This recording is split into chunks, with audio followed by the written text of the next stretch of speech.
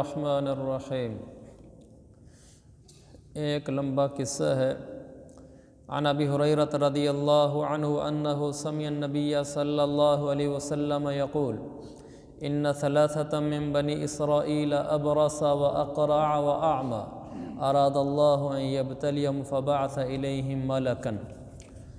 یہ کافی لمبا ہے، میں اس کا مفہوم بیان کر دیتا ہوں۔ آپ صلی اللہ علیہ وسلم نے فرمایا بنی اسرائیل کے 3 آدمی تھے۔ ایک وہ تھا جس کو برص کی بیماری تھی۔ برص کی بیماری پورے جسم پر سفید سفید دھبے آ جاتے ہیں۔ دوسرا اقرع گنجا تھا۔ تیسرا اعمی نابینا تھا۔ اللہ تعالیٰ نے ان کو آزمانے کا ارادہ کیا کہ میں ان کی آزمائش کروں، تو اللہ نے انسانی شکل میں ان کے پاس ایک فرشتہ بھیجا، تینوں کے پاس۔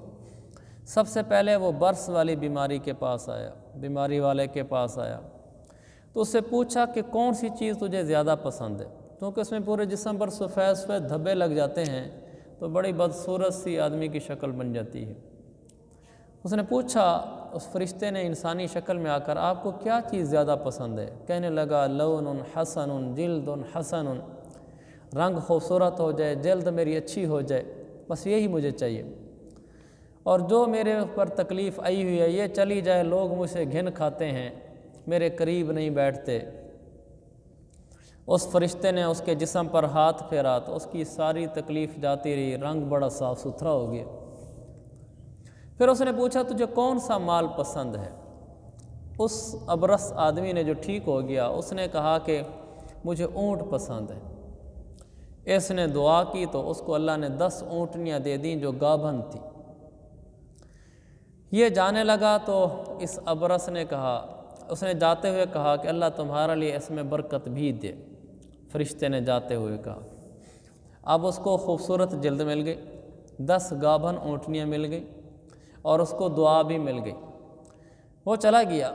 اب وہ فرشتہ جا کر دوسرے آدمی کے پاس گیا جو گنجا تھا، اس سے کہا تجھے کیا چیز پسند ہے؟ اس نے کہا شعر حسن، اللہ مجھے خوبصورت بال دے دے، اور یہ جو چیز ہے کہ جس کی وجہ سے لوگ مجھے اچھا نہیں سمجھتے، مجھ سے دور رہتے ہیں، مجھے گندے لفظوں سے یاد کرتے ہیں، یہ میری ختم ہو جائے۔ تو اس نے اس کے سر پہ ہاتھ پھیرا تو وہ خوبصورت بال ہو گئے اسی وقت ہی۔ پھر فرشتے نے پوچھا تجھے کیا چیز پسند ہے، کون سا مال پسند ہے؟ پہلے سے مال پوچھا تھا تو اس نے اونٹ کہے تھے۔ اس سے پوچھا تجھے کون سا مال پسند ہے؟ اس نے کہا مجھے گائیں پسند ہیں۔ تو فوراً اس نے دعا کی تو اس کو ایک گابھن گائے مل گئی، اور فرشتے نے یہ دعا دے کر کہ اللہ تعالی اس میں برکت ڈالے اپنے راہ لی، چل دیا فرشتہ۔ پھر وہ فرشتہ آیا اس تیسرے آدمی کے پاس جو اندھا تھا، نابینا تھا، پوچھا تجھے کیا چیز پسند ہے؟ وہ کہنے لگا بس اللہ مجھے آنکھیں دے دے، بس میں لوگوں کو، جہان کو دیکھ سکوں۔ فرشتے نے اس کے چہرے پر، آنکھوں پر ہاتھ پھیرا تو اس کی بینائی ہو گئی، وہ دیکھنے والا بن گیا۔ تو فرشتے نے پوچھا تجھے کون سا مال زیادہ پسند ہے؟ کہنے لگا بکریاں۔ فرشتے نے دعا کی تو اس کو، اچھا وہ جو میں نے وہاں کہا تھا نا 10 اونٹنیاں، 10 نہیں 1 اونٹنی دی تھی، اس کو بھی 1 اونٹنی دی تھی، وہ گابھن تھی۔ اس کو بھی 1 گائے دی جو گابھن تھی، اور اس کو بھی 1 بکری دی، لیکن وہ بکری ایسی تھی جو بچے جننے والی تھی، یعنی آگے اس کی نسل چل سکتی تھی۔ فَأَنْتَجَ هَذَانِ وَوَلَّدَ هَذَا، ان سب نے بچے دیے، اس اونٹنی نے بچے دیے، اس گائے نے بچے دیے، اس بکری نے بچے دیے۔ اس کی وادی اونٹوں سے بھر گئی، اس کی گاؤں سے بھر گئی، اور اس کی بکریوں سے بھر گئی۔ بڑی برکت ہوئی اس میں۔ کل تک 1 اونٹنی تھی، اب وادی بھری ہوئی ہے۔ کل تک 1 گائے تھی، اب وادی بھری ہوئی ہے۔ اسی طرح بکریوں کا حال تھا۔ وقت گزرتا رہا، ان کے پاس مال آ گیا، لوگوں میں عزت بن گئی، پیسے والے بن گئے۔ اب آزمائش شروع ہو رہی ہے۔ اب وہ آیا پہلے کے پاس جو ابرص تھا، اور اسے کہا کہ اس فرشتے نے کہا میں ایک غریب آدمی ہوں اور راستے میں پیچھے رہ گیا ہوں، سامان زیادہ رہا نہیں، تو میں اب اپنی منزل تک پہنچنا چاہتا ہوں، میرا اللہ کے بعد سہارا تم ہی ہو، فلا بلاغ لی الیوم الا باللہ ثم بکا، پہلے نمبر پہ تو اللہ سہارا ہے، دوسرے نمبر پہ اسباب کی دنیا میں تم میرا سہارا ہو۔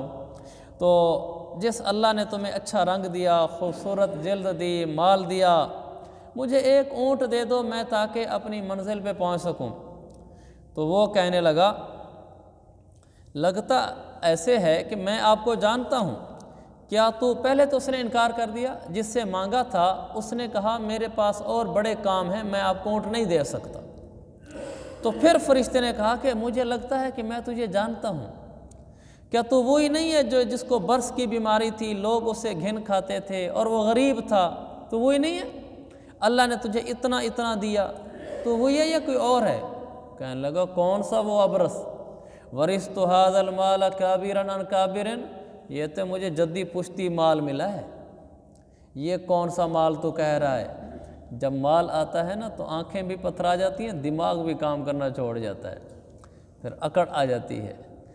تو فرشتے نے کہا ان کنت کاذبا فصیرک اللہ الی ما کنت، اگر تو اپنی اس بات میں جھوٹا ہے تو پھر اللہ تجھے ویسے کر دے جیسے تو تھا۔ وہ یہ دعا کیا بد دعا دے کر چلا گیا۔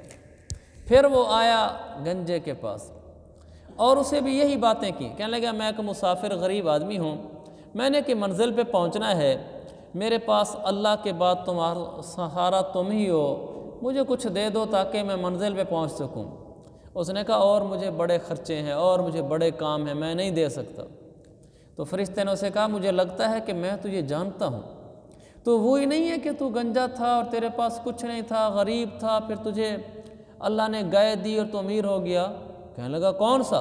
ورثت ھذا المال کابرا عن کابر، یہ تو جدی پشتی مجھے ملا ہوا ہے۔ فرشتے نے کہا ان کنت کاذبا فصیرک اللہ الی ما کنت، اگر تو اس میں جھوٹا ہے تو پھر اللہ تجھے ویسے کر دے جیسے تو تھا۔ چلا گیا، پھر گیا نابینا کے پاس، اسے کہا کہ رجل مسکین ابن سبیل انقطعت عن الجبال فی سفری، کہنے لگا انقطعت بی الحبال فی سفری فلا بلاغ لی اليوم الا باللہ ثم بک، کہنے لگا غریب آدمی ہوں، مسافر مسکین ہوں، زاد راہ ختم ہو گیا ہے، منزل پہ پہنچنا ہے، اللہ کے بعد سہارا تم ہو، کوئی مدد کر سکتے ہو؟ تو کہنے لگا اچھا ایک بکری ہی دے دو، اس بکری کے ذریعے سے میں اس کو بیچ کر کے اپنے زاد راہ کا انتظام کر لوں گا۔ تو پھر کہا کہ قد کنت اعمی فرد اللہ الی بصری، جب اس نے مانگی نا اسے بکری تو وہ کہنے لگا بھائی یہ بکریاں تو میری ہیں ہی نہیں، یہ تو اللہ کی دی ہوئی ہیں، مجھے تو اپنا وہ زمانہ نہیں بھولا جب وہ وقت تھا میں نابینا تھا اور میں غریب تھا، میرے پاس کچھ نہیں تھا، اللہ نے مجھے یہ مال دیا ہے، مجھے اپنی غربت نہیں بھولی، مجھے اپنا نابینا پن نہیں بھولا، جس کو ہمارے ہاں کہتے ہیں میں اپنی اوقات نہیں بھولا، مجھے اپنی اوقات یاد ہے ابھی۔ تو وہ نابینا کہنے لگا کہ مجھے اپنی اوقات یاد ہے کہ میں غریب تھا، میرے پاس کچھ نہیں ہوتا تھا، اللہ نے مجھے امیر کیا۔ تو بھائی مسافر فخذ ما شئت ودع ما شئت، کہ یہ ساری بکریاں اللہ کی دی ہوئی ہیں، تو ایک بکری اللہ کے نام پر مانگتا ہے، کیونکہ اس نے کہا تھا اللہ کے نام پر بکری دے دے، کہا تو اللہ کے نام پر ایک بکری مانگتا ہے، جتنی بکریاں لینی ہے لے لے، جو چھوڑنی ہے چھوڑ دے، یہ میری ہیں ہی نہیں، اللہ نے دی تھی مجھے۔ تو وہ فرشتہ کہنے لگا امسک مالک فإنکم ابتلیتم، کہا اپنا مال اپنے پاس رکھ، میں دراصل فرشتہ ہوں، آزمائش کے لیے آیا تھا، پیچھے ان دو سے آ رہا ہوں، ان کا یہ ماجرا ہے، اور اب تیرے پاس آیا ہوں کہ اللہ تجھ سے راضی ہے اور ان پر اللہ غضبناک ہے۔ میرے عزیز بھائیو، اس حدیث نے ہمیں یہ پیغام دیا کہ انسان جب امیر ہو جائے، عہدے دار ہو جائے، افیسر بن جائے، عزت آ جائے، اپنی اوقات کو نہ بھولے، یہ نہ کہے کہ ہم تو جدی پشتی ایسے چلے آ رہے ہیں۔ جو جدی پشتی چلے آ رہے ہیں ان کو بھی تو اللہ نے دیا ہے، لیکن اس واقعے کا تعلق بطور خاص ان لوگوں کے ساتھ ہے جو پہلے غریب تھے اور پھر بعد میں امیر ہوئے، پہلے غیر مشہور تھے بعد میں بڑے مشہور ہو گئے، پہلے کوئی نام نہیں تھا لیکن بعد میں ان کا بڑا نام بن گیا، تو بعد میں افیسر بن گئے، عہدہ آ گیا، کرسی مل گئی۔ مختلف لوگوں کے ساتھ اللہ کا مختلف معاملہ ہوتا ہے، تو جب اپنی کرسی پہ بیٹھے، جب اپنی گاڑی پہ بیٹھے، جب دستخط کرے، سائن اس کے چلیں، فون اس کے چلیں، اپنی اوقات نہ بھولے کہ یہ اللہ کا دیا ہوا ہے، میرا نہیں ہے۔ اگر وہ کوئی افیسر بن گیا، مالدار بن گیا، تو سوچے میرے خاندان کے اور بھی تو میرے کزن تھے، ہم اکٹھے سکول پڑھنے جاتے تھے، وہ تو افیسر نہیں بنے، اللہ نے مجھے بنایا ہے، تو مجھے اپنی اوقات نہیں بھولنی چاہیے۔ جس کو اوقات نہیں بھولتی، اللہ کے آگے جھکا رہتا ہے، اللہ اس کو ترقیاں دیتا ہے۔ جو اوقات بھول جاتا ہے، رشتہ داروں سے ٹیڑھے انداز سے ملتا ہے۔ ہمارے ہاں عام طور پر یہ ہے، جب کوئی آدمی امیر ہو جائے یا افیسر ہو جائے، اب اس کے خاندان کے سارے تو امیر ہوتے نہیں، سارے تو افیسر پڑھے لکھے نہیں ہوتے، جب وہ لوگ اس کے قریب ہوتے ہیں تو پھر یہ نخرے کرتا ہے، ان کے فون نہیں اٹھاتا اور ان کی بات نہیں سنتا، اور ان کو اپنے تک پہنچنے کے لیے راستے میں کئی گارڈوں سے گزرواتا ہے، میری پرسنالٹی ظاہر ہو۔ اس کو اپنی اوقات بھول گئی۔ اگر اللہ تجھے اس کی جگہ پر کر دیتا پھر کیا کرتا؟ تو شکر پڑھ کہ ہم اکٹھے کزن سکول پڑھتے تھے، اکٹھے ہم نے کام شروع کیا، اکٹھے تعلیم شروع کی، اللہ نے مجھے یہاں پہنچا دیا، وہ پیچھے رہ گئے۔ اگر اللہ مجھے وہاں ٹھہرا دیتا، وہ میری جگہ پر آج پوسٹ پہ ہوتے، تو پھر کیا کر لیتا میں؟ اوقات نہیں بھولنی چاہیے، اوقات نہیں بھولنی چاہیے۔ ہم کالج پڑھتے تھے تو ہمیں ایک لڑکے نے واقعہ سنایا وہیں ہاسٹل کا۔ جو لڑکے کالج چلے جاتے ہیں تو اگر ان میں سے بعض ایسے ہوتے ہیں، ذرا کھاتا پیتا ایسے رکھتے ہیں کہ جیسے کوئی بڑے مالدار ہوں، لیکن پیچھے سے ایسے نہیں ہوتے، یعنی خاندانی طور پر ایسے نہیں ہوتے۔ تو ایک لڑکا ایسے ہی بڑا بن سنوار کے رہا کرتا تھا، جس کو ہمارے شیخی بگھارنا کہتے ہیں۔ تو ایک دن اس کا بوڑھا والد دیہاتی دھوتی لنگی پہن کر وہاں آ گیا۔ اس نے کہا اپنے بیٹے کو ملنے کے لیے آ گیا، تو اس کے بیٹے نے دیکھا میرے والد صاحب یہاں آ گئے، تو اس نے والد کو بٹھایا اور جو پانی شانی پلانا ہوتا ہے کھلایا، پھر چلا گیا۔ تو اس کو روانہ کر دیا والد کو نا۔ لڑکوں نے سے پوچھا یہ کون تھا؟ اب وہ تو بڑا سٹیٹس بنا کے رہتا ہے وہاں، تو اپنی اوقات بھول گیا، کہنے لگا یہ ہمارا ملازم ہے۔ لڑکوں کو تو نہیں پتہ اس کا والد ہے، کہ اگر میں یہ کہتا ہوں کہ یہ میرا والد ہے تو لڑکے کہیں گے اچھا یہ تمہاری اوقات ہے۔ تو اپنی حیثیت کو برقرار رکھنے کے لیے اتنا بڑا جرم کر گزرا، کہنے لگا یہ ہمارا ملازم ہے، وہ آیا ہوتا تو اس کو میں نے بٹھایا۔ میرے عزیزو، اپنی اوقات نہیں بھولنی چاہیے، اوقات نہیں۔ حضرت عمر رضی اللہ عنہ نے ایک دفعہ ایک دم اعلان کرا دیا مسجد نبی میں، آؤ بھئی سارے جمع ہو جاؤ۔ سارے جمع ہو گئے۔ حضرت عمر امیر المومنین ہیں، 22 لاکھ مربع میل پہ حکومت ہے۔ پاکستان ہمارا 7 لاکھ مربع میل ہے، اور وہ 22 لاکھ مربع میل کے، ہمارے پاکستان کے وزیر قابو میں نہیں آتے، تو وہ تو پھر 22 لاکھ مربع میل کے حکمران تھے۔ تو اعلان کر دیا مسجد میں جمع ہو جاؤ، سارے جمع ہو گئے۔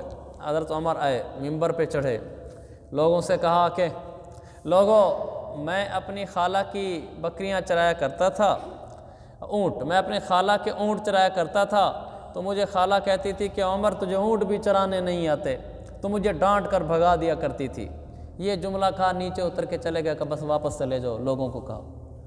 لوگوں میں چیمگویاں شروع ہو گئی۔ امیر المومنین نے اتنا بڑا مجمع جمع کیا، سب کو آواز لگوائی، ہم جمع ہو گئے، بات اتنی سی کی کہ میری خالہ مجھے اونٹ چرانے بھیجتی تھی، مجھے اونٹ چرانے نہیں آتے تو مجھے ڈانٹ کے بھیج دیا کرتی تھی۔ یہ کیا ماجرا ہے؟ تو کسی قریبی نے جا کر عمر سے پوچھا کہ امیر المومنین یہ کیا بات آپ نے کی ہے، سمجھ میں نہیں آتی۔ انہوں نے فرمایا میں بیٹھا تھا، میرے دل میں خیال آیا، شیطان نے ڈالا، عمر آج 22 لاکھ مربع میل کا تو حکمران ہے، کیا تیری شان ہے؟ تو میں نے دل میں کہا کہ عمر اپنی اوقات بھول رہا ہے، آج تو یہ سمجھتا ہے کہ 22 لاکھ مربع میل انسانوں کو تو چلاتا ہے، تجھے وہ دور یاد نہیں کہ جب تجھے اونٹ چلانے بھی نہیں آتے تھے، یہ اللہ نے تجھے دیا ہے، تو اپنی اوقات بھول گیا ہے۔ کہ میں نے کہا ایسا نہ ہو کہ میرے دل میں یہ بات پختہ ہو جائے کہ میں بھی سمجھنے لگ جاؤں میں تو 22 لاکھ مربع میل کی انسانیت کو چلانا جانتا ہوں۔ کہ میں نے کہا پہلے اپنے نفس کا علاج کرو۔ میں سیدھا منبر پر اس لیے جمع کر کے لوگوں کو آیا تو میں بتا دوں کہ عمر وہی ہے جس کو اونٹ چلانے بھی نہیں آتے تھے، اگر آج عمر اس پوسٹ پہ ہے تو یہ اس کی عطا ہے۔ اوقات نہیں بھولنی چاہیے، اوقات نہیں بھولنی چاہیے۔ یہ واقعہ تو بہت مشہور ہے، محمود و ایاز والا، ایک ہی صف میں کھڑے ہو گئے محمود و ایاز، نہ کوئی بندہ رہا نہ کوئی بندہ نواز۔ محمود اور ایاز، محمود بادشاہ ہے، ایاز اس کا وزیر ہے۔ تو ایاز جب وزارت کی عہدے سے کرسی سے اٹھتا، اپنے گھر جاتا تو ایک کمرہ تھا اس کا، وہ کمرے میں جاتا تھا، کنڈی بند کر لیتا تھا، کچھ دیر اندر وقت گزارتا، پھر باہر آ جاتا۔ حاسدین ہر زمانے میں ہوتے ہیں، کسی کو تھوڑی پوسٹ مل جائے، عہدہ مل جائے، پیسہ آ جائے، کاروبار آ جائے، تھوڑی شخصیت ہو جائے، شہرت ہو جائے، حاسدین تو پھر پیدا ہو ہی جاتے ہیں۔ تو ایاز کے حاسدین پیدا ہو گئے، انہوں نے کہا کسی طرح اس کو بادشاہ کے سامنے ڈیگریڈ کریں، اس کا عہدہ ہٹوائیں، ہم آگے بڑھیں، جس کو کہتے ہیں ٹانگیں کھینچنا۔ تو انہوں نے کہا جا کر محمود بادشاہ سے کہ ایاز ہمیں جاسوس قسم کا آدمی لگتا ہے، یہ جا کر کمرے میں چھپ جاتا ہے، بند کمرہ کر لیتا ہے، کیا کرتا رہتا ہے اندر۔ بادشاہ کو بھی حیرت ہوئی کہ ایسی کیا ضرورت ہے کہ کمرے جا کر بند کر لیتا ہے۔ بادشاہ نے جاسوس چھوڑا، بادشاہ نے کہا اس کے کمرے میں سوراخ کرو، بڑا پتلا سا، اور جب یہ اندر جائے تو اس سوراخ سے اندر دیکھو کہ اندر جا کر یہ کرتا کیا ہے۔ سوراخ ہو گیا، ایاز اندر چلا گیا، اب وہ جاسوس باہر سے دیکھ رہے ہیں۔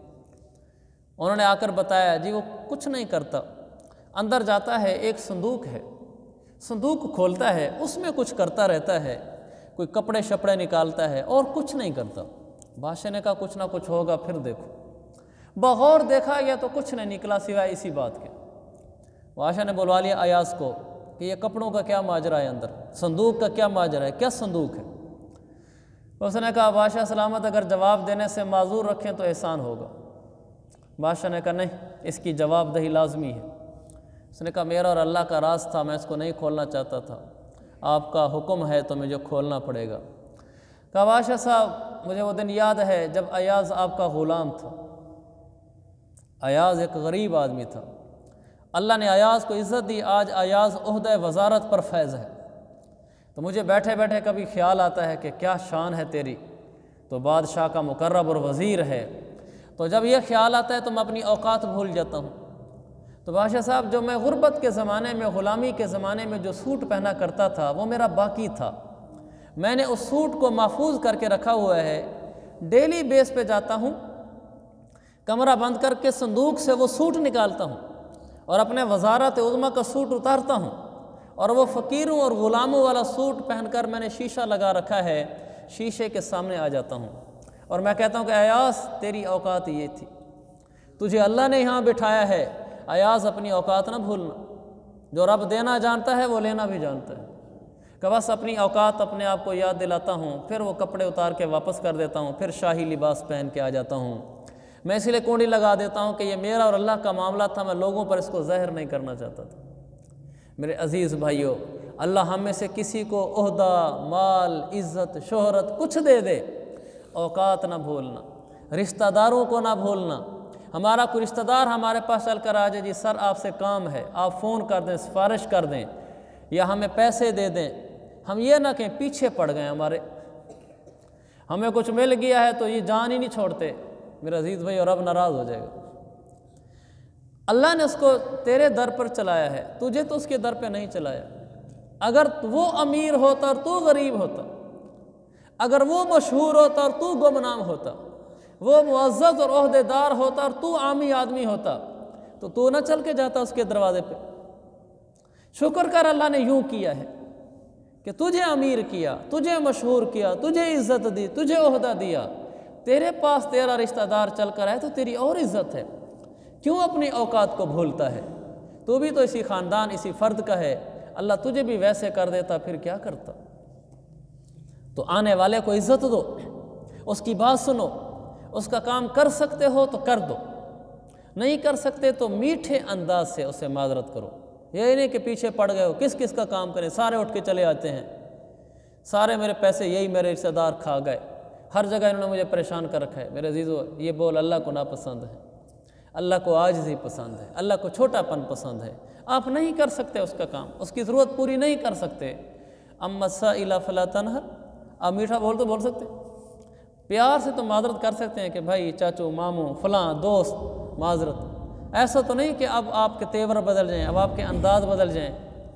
یہاں لاہور میں 2 کلاس فیلو لڑکے تھے، سچا واقعہ، تو کافی عرصے تک اکٹھے چلتے رہے، دوستی تھی، پھر درمیان میں کئی سال کا گیپ آ گیا، ملاقات نہیں ہوئی، تو ان میں سے ایک گلوکار بن گیا، بڑا مشہور ہو گیا، تو یہ گیا اپنے اس دوست کو ملنے کے لیے، اس کو نہیں پتا کہ وہ کوئی چیز بن گیا ہے۔ یہ ملنے کے لیے گیا، اس کی والدہ سے کہا کہ میں ایسے اس کا دوست ہوں، بڑا سا ہوا، ہماری ملاقات نہیں ہوئی، تو میں آج لاہور آیا ہوا تھا تو میں نے کہا اس سے ملتا جاؤں۔ میں نے کہا بیٹا وہ تو یہاں نہیں ہے، وہ تو دبئی ہے، تو یہ اس کا نمبر ہے۔ اس نے نمبر مانگا، اس نے نمبر دے دیا۔ اب اس دوست نے اس کو فون کیا، کہا میں آپ کو فلاں دوست بات کر رہا ہوں، جیسے گپ شپ کے موڈ میں آدمی بولتا ہے، چونکہ کل تک تو کولیگ تھے، اکٹھے تھے، گپ شپ تھی، اس نے تو اسی موڈ میں اس سے بات کی، لیکن اس کے موڈ بدلے ہوئے تھے، وہ تو اب اور چیز تھا، وہ تو اب دبئی بیٹھا ہوا ہے، وہ کوئی پروگرام کرنے گیا ہوا تھا، دبئی بلوایا گیا تھا۔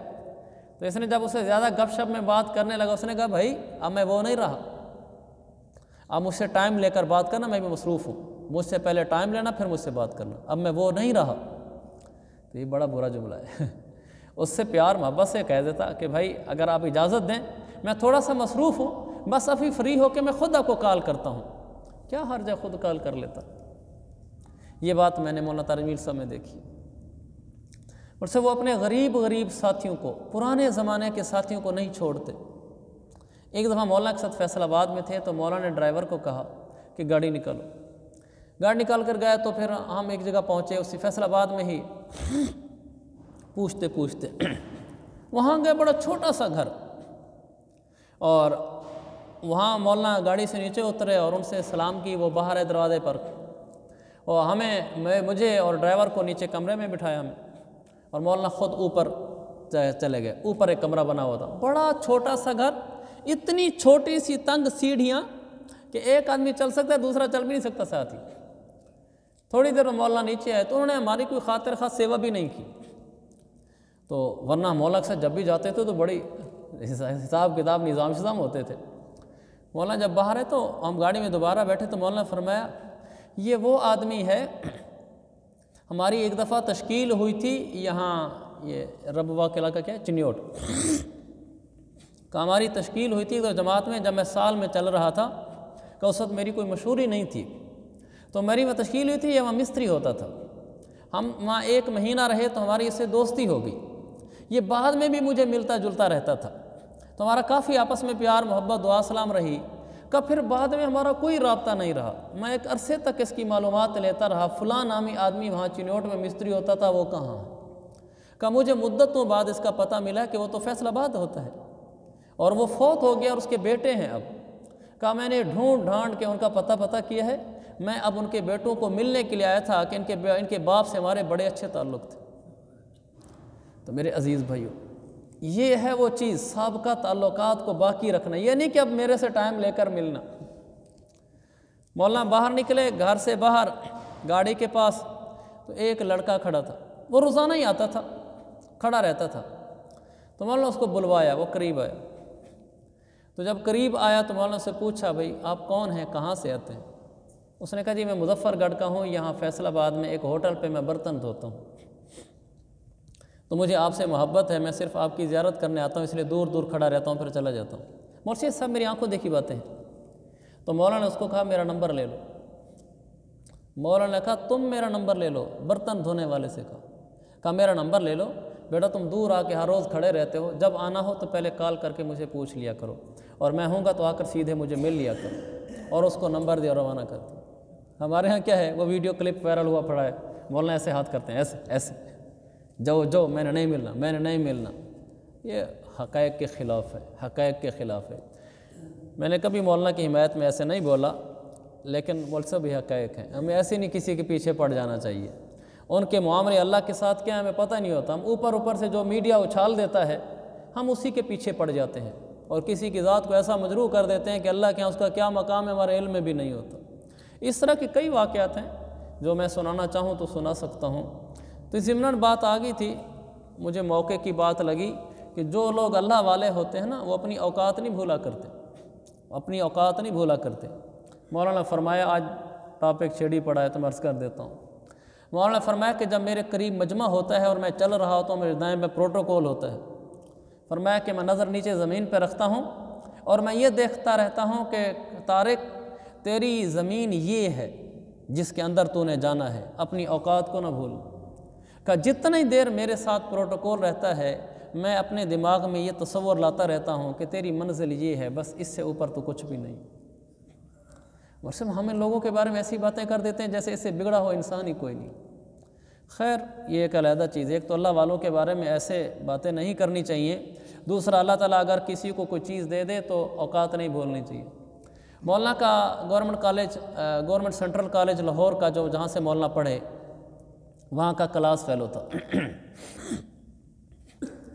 مولانا تو بعد میں مشہور ہو گئے، بڑے آدمی بن گئے، اور وہ پتہ ہی نہیں، مولانا مدتوں بعد اس کا نمبر ڈھونڈا کہ ایک مولانا کا حافظہ اچھا ہے، آپ کو معلوم ہی ہے کہ ایک لڑکا تھا اس نام کا تھا اور فلاں جگہ کا تھا، کیسے اس کا پتہ چل سکتا ہے؟ ہوتے ہوتے پتہ چل گیا مولانا کو، اس کا نمبر ڈھونڈ لیا۔ اس کو نمبر ڈھونڈ کے مولانا نے اس کو کال کی، مولانا خود کال کر رہے ہیں، کہا میں طارق جمیل بات کر رہا ہوں۔ انہوں نے کہا کون سا طارق جمیل؟ اس کو تو خواب بھی نہیں ہے کہ طارق جمیل مجھ سے بات کرے گا۔ مولانا کہا میں طارق جمیل بات کر رہا ہوں، تمہارا ساتھی کلاس فیلو۔ انہوں نے کہا جی کون سا طارق جمیل؟ مولانا کہا سوچو، کہا ایک تو وہ طارق جمیل ہے آج بڑا مشہور ہوا پھر رہا، تم کون سے طارق جمیل ہو؟ مولانا نے کہا میں وہی بول رہا ہوں، کہ نا جی مذاق نہ کرو ہمارے ساتھ، کوئی ہمارے ساتھ ڈرامہ کر رہا ہے۔ مولانا فرمایا نہیں میں ڈرامہ نہیں کر رہا، میں وہی طارق جمیل بات کر رہا ہوں۔ وہ حیران ہو گیا۔ مولانا فرمایا میں تمہارے گھر ملنے کے لیے آنا چاہتا ہوں۔ اس نے بتا دیا، وہ اس کے تو گھر قابو میں نہ آئے خوشی۔ لوگ بعد میں مولانا نے بتایا کہ وہ مجھے بعد میں کہنے لگا، مجھے لوگ، اس نے کہا نا دوست نے کہا طارق جمیل صاحب مجھے ملنے کے لیے آ رہے ہیں، تو کہتا میرے رشتہ دار مجھے کہتے تھے کوئی ڈرامہ کر کے تیرے ساتھ آ رہا ہے، خیال سے کہ میں نے اسے کہا میں چل پڑا ہوں ملنے کے لیے آ رہا ہوں، کہ میں نے رشتہ داروں کو بتا دیا، دوستوں کو جمع کر لیا کہ طارق جمیل صاحب میرے گھر پہ آ رہے ہیں۔ کہا مجھے لوگ کہتے تھے ابھی تھوڑی دیر میں ڈرامہ کھل جائے گا، یہ کسی نے تیرے سے کہانی کی ہے۔ کہا میں دروازے پہ کھڑا رہا، وہ مولانا نیچے اترے، طارق جمیل صاحب نیچے اترے۔ کہا وہ مجھے ملے، سب کچھ ہوا، پھر مولانا اس کو ٹائم دیا، نمبر دیا، سب کو لے کر کہ ہم بھائی میں اور آپ بھائی ہم دونوں ساتھی ہیں۔ مولانا صاحب یہ وہ لوگ ہیں جو بڑے بن کر اوقات نہیں بھولا کرتے، اور ہم چھوٹا سا بھی کوئی عہدہ مل جائے تو ہماری ٹون بدل جاتی ہے، ہمارے اطوار بدل جاتے ہیں۔ یہ بتایا اس حدیث نے کہ اللہ تمہیں کچھ دے دے تو اوقات نہ بھولنا، اپنوں چھوٹوں کو، رشتہ داروں کو، سب کو یاد رکھنا۔ خیر اللہ تعالیٰ مجھے اور آپ کو، ہم سب کو اپنی اوقات یاد رکھنے والا بنائے، اپنی اوقات یاد رکھنے والا بنائے، اپنی اوقات نہ بھولنے پہ ہماری کوئی حیثیت نہیں ہے۔ ایک بادشاہ بیٹھا تھا تو اس کے سامنے ایک اللہ والا گیا، تو اس اللہ والا نے اسے کہا غالباً فضائل صدقات میں ہے، تو اللہ والا نے اسے بات کی تو وہ تھوڑا سا اپنے انداز میں تھا، تو بادشاہ کو کہا اس نے کہ جی میں آپ کی اصل حقیقت جانتا ہوں۔ کہا جی حقیقت کیا ہے میری؟ کہ تیری حقیقت یہ ہے کہ کل تو ایک ناپاک قطرہ تھا، تو 2 پیشاب کے راستوں سے باہر نکلا ہے، آج تیرے اندر گندگی کا ڈھیر ہے، کل کچھ عرصے بعد تو مردار ہو جائے گا کہ تیرے جسم سے بدبو آنے لگ جائے گی، اس سے زیادہ حقیقت نہیں۔ یہی حقیقت میرے عزیز بھائیو میری بھی ہے اور آپ کی بھی ہے۔ میں اور آپ ایک ناپاک قطرہ ہیں، ہم 2 پیشاب کی جگہوں سے باہر نکلے ہیں، آج ہمارے اندر گندگی کا ڈھیر ہے، ہر آدمی پیٹ میں گندگی لیے پھر رہا ہے جس کو باہر پھینکتا ہے، اور کل کچھ عرصے بعد ہم مردار ہو جائیں گے کہ ہمارے رشتہ دار بھی ہمیں کمرے میں رکھنے کے لیے تیار نہیں ہوں گے کہ ایک دن پڑی رہے باڈی، کیونکہ جلدی کرو سمیل آتی ہے، اور ہمیں دفن کر کے ہی ان کو سکون ملے گا، ہمیں مٹی میں ڈال کے ان کو چین ملے گا کہ شکر ہے دفنا دیا، بدبو نہیں آئی۔ اپنی اوقات نہ بھولے میرے بھائیو، اپنی اوقات نہ بھولے۔ قرآن کی وہ آیت بڑی نافع ہے، اللہ تعالیٰ فرماتا ہے یزید فی الخلق ما یشاء، اللہ تعالیٰ بعد انسانوں کی تخلیق میں ہی اضافی صفات ڈال دیتا ہے۔ ایک آدمی پیدا ہوا اسی وقت سے ہی اس کا حافظہ تیز ہے، شکل خوبصورت ہے، دماغ ذہینوں والا ہے، قد کاٹ اچھا ہے، کوئی اور ہے خاندانی مالدار پیدا ہوا ہے۔ بعض لوگوں کی اللہ تخلیق میں ہی اضافی چیزیں ڈال دیتا ہے۔ اب دیکھیں نہیں، کچھ بچے ذہین ہوتے ہیں، کچھ بچے کو ذہن ہوتے ہیں۔ ذہین اگر پڑھ کر افیسر بن گیا تو اس کا کیا کمال ہے؟ اللہ اگر اس کو کون ذہن بنا دیتا ہے کیا کر لیتا؟ اس کا کیا کمال ہے؟ اگر وہ اپنی ذہانت سے کچھ بن گیا، کہتے ہیں میں نے محنت کی، محنت اس نے بھی کی تھی جو ذہین نہیں تھا، اس کو سبق یاد نہیں ہوتا تھا تو یاد ہو جاتا تھا۔ آواز اچھی ہے، خوبصورت ہے، اس میں تیرا کیا کمال ہے؟ آواز اللہ نے دی تھی، اللہ لکنت ڈال دیتا زبان میں، لڑکھڑا کے زبان بولتی، پھر کیا کر لیتا؟ بعض صفات اللہ ڈال دیتا ہے لوگوں کی پیدائش میں ہی۔ آگے کیا کہا یزید فی الخلق ما یشاء، اللہ پیدائش میں اضافی صفات ڈال دیتا ہے۔ آگے کہا ان اللہ علی کل شیء قدیر، اللہ ہر چیز پہ قادر ہے۔ کیا مطلب؟ جو ڈال سکتا ہے صفات وہ چھین بھی سکتا ہے۔ یہ دماغ ٹھیک کرنے کے لیے آگے کہا علی کل شیء قدیر، کہ اگر میں اضافی صفات ڈال سکتا ہوں تو میں واپس بھی لے سکتا ہوں، مجھے اس پر بھی قدرت ہے۔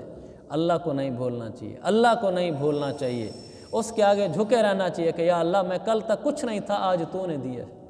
مجھے کل تک ایک آدمی نہیں جانتا تھا، آج میرا نام ہے۔ یا اللہ کل تک میں کچھ نہیں تھا، آج میرے پاس فلانی چیز ہے، فلانی چیز ہے، فلانی چیز ہے۔ ہر ایک کے ساتھ الگ معاملہ ہے۔ اللہ کے آگے ہاتھ جوڑ جوڑ کے کہتا رہے کہ یا اللہ تیرا دیا ہوا ہے، واپس نہ لینا۔ تو میں آخری بات یہ کرتا ہوں، ہم میں سے جس کو بھی اللہ کوئی چیز دے، عزت دے، شہرت دے، عہدہ دے، مال دے، کاروبار دے، جائیدادیں دے، کچھ دے جو اس کے بعد پہلے نہیں تھا بعد میں آئے، روزانہ ایک دفعہ سونے سے پہلے اللہ کو ضرور کہہ دیا کرے کہ یا اللہ یہ سب تیرا دیا ہوا ہے، میرا نہیں ہے، تو جب چاہے لے سکتا ہے میرے مولا، لیکن میں بھیک مانگتا ہوں، واپس نہ لینا، منت لگانا یا اللہ۔ جب ایک دفعہ روزانہ کہتا رہے گا نا، دماغ ٹھکانے رہے گا، اوقات نہیں بھولے گا۔ اگر یہ کہنا چھوڑ دے گا نا، شروع میں تو یاد رہے گا، یہ بیان کیا میں نے، مجھے بھی 2 دن یاد رہے گا، آپ کو بھی 2 دن یاد رہے گا، 2 دن بعد پھر سب کوئی بھول جائے گا۔ اگر ہم اس کو زندگی میں داخل کر لیں گے کہ روزانہ ہم نے سونے سے پہلے ایک دفعہ کہنا ہے، بہتر تو کہ رات کو تہجد میں اٹھ کر کہا کریں، لیکن اگر نہیں ہو سکتا، سونے کیسے لیے کہہ رہا ہوں، سوتے تو سارے ہی ہیں، تہجد تو چلو کوئی ہوتا ہوگا، ایک دفعہ ضرور کہا کریں تنہائیوں میں اللہ کے سامنے کہ اللہ تیرا دیا ہوا ہے، واپس لینا چاہے تو لے سکتا ہے میرے مولا، لیکن میری بھیک ہے، واپس نہ لینا۔ انشاءاللہ اللہ تعالیٰ واپس نہیں لے گا۔ آمین۔